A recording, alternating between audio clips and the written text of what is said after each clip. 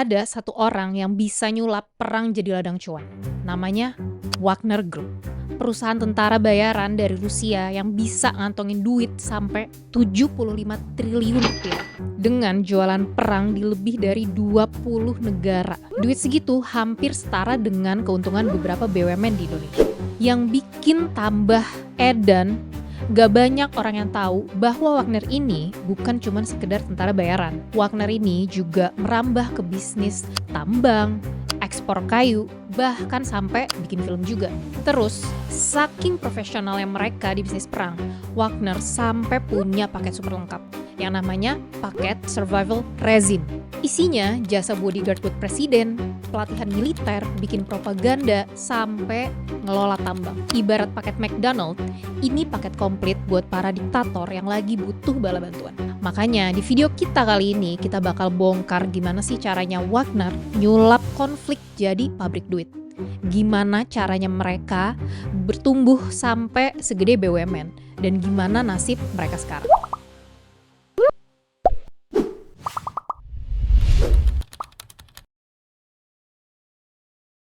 Pendiri Wagner, Prigozhin, awalnya cuma bisnis catering buat Vladimir Putin. Kerjaannya ngurusin makanan orang nomor 1 di Rusia. Tapi suatu hari ada peluang datang dan Prigozhin nekat banting setir jadi penyedia senjata buat Kremlin.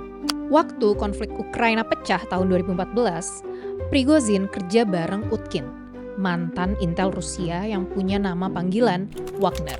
Dari sinilah mereka mulai rutin nyuplai tentara dan logistik perang buat Presiden Putin.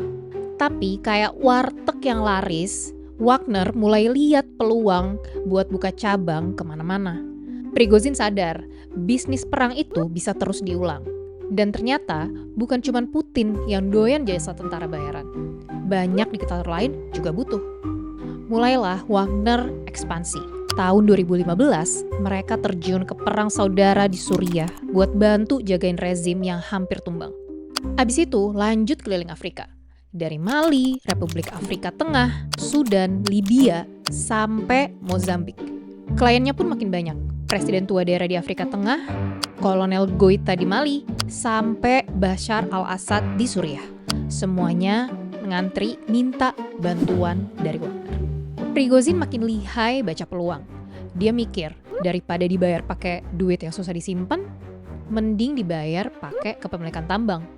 Mulailah Wagner dapat bagian dari ladang minyak di Suriah, tambang berlian, sampai tambang emas Dasima yang nilainya puluhan triliun rupiah. Dan kayak kartel narkoba, Prigozhin juga mulai nyari cara buat nyuci duit kotornya lewat bisnis-bisnis legal. Wagner pun buka usaha ekspor kayu sampai pabrik vodka, biar hasil kotor bisa dinikmati dengan cara yang kelihatan sah. Tapi semua kesuksesan itu gak datang tanpa drama. Wagner punya strategi marketing yang cukup kontroversial. Mereka suka banget umbar hasil-hasil kejahatan dan korban perang mereka ke media sosial. From it has sparked a diplomatic frenzy today. Akibatnya, media internasional langsung ngeburu Wagner habis-habisan. Prigozhin pun jadi buronan dan harus hidup berpindah-pindah negara. Klien-klien diktatornya pun mulai paranoid. Mereka ngerasa dipermainkan karena Prigozhin mulai main curang dan jalanin bisnisnya dengan cara-cara yang makin licik. Yang akan kita bahas di chapter selanjutnya.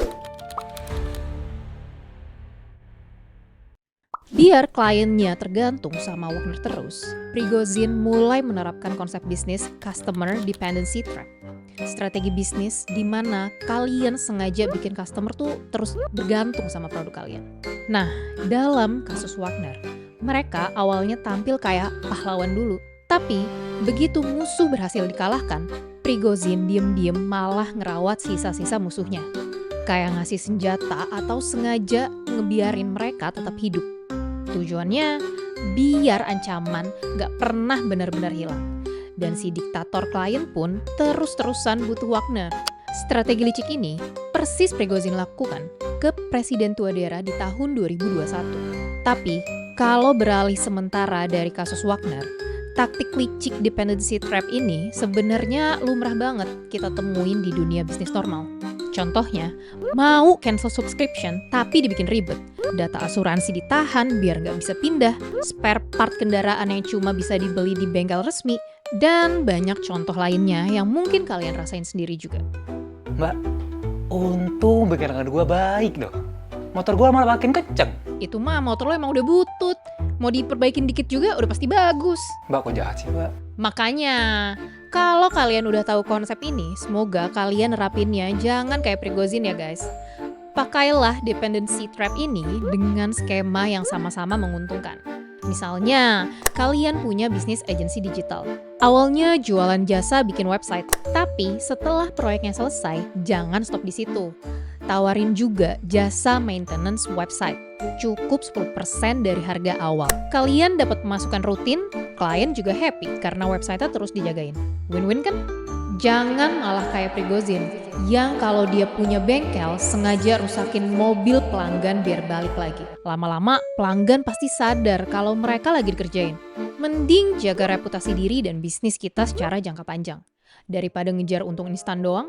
Makanya, nasib Prigozhin pun berakhir tragis gara-gara keseringan main licik dan nipu kliennya sendiri. Ujung-ujungnya dia tumbang juga. Kalah sama takdir yang udah nunggu dia dari awal.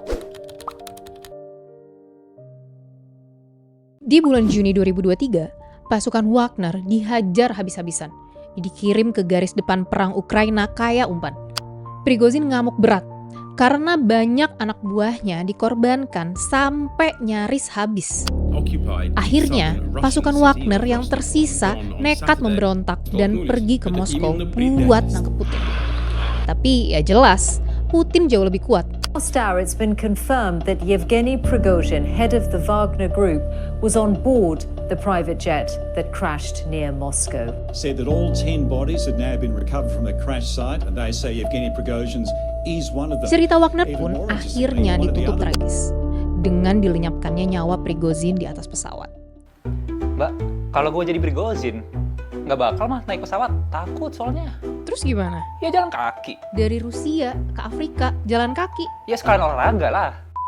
Dari sini, kita bisa ambil pelajaran besar.